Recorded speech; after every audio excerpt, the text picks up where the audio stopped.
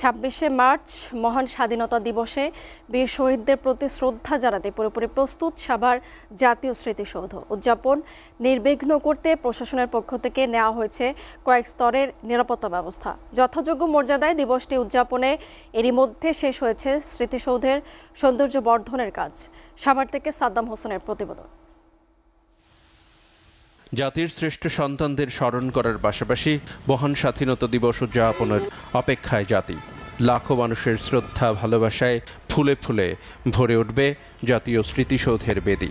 বরাবরের মতো এবারও পরিচ্ছন্নতা এবং সৌন্দর্য বর্ধনের কাজ শেষে প্রস্তুত জাতীয় স্মৃতিসৌধ।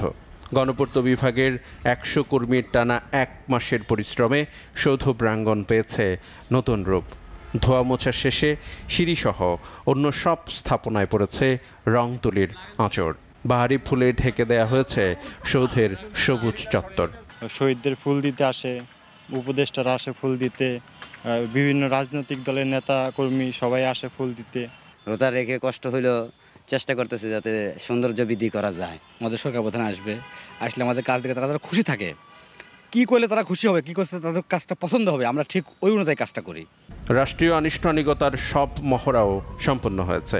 মহান স্বাধীনতা দিবস উদযাপন নির্বিঘ্ন করতে সিসিটিভি ক্যামেরার আওতায় আনা হয়েছে পুরো এলাকা। আইনশৃঙ্খলা রক্ষাকারী বাহিনীর পক্ষ থেকে নেওয়া হয়েছে বাড়তি নিরাপত্তা ব্যবস্থা।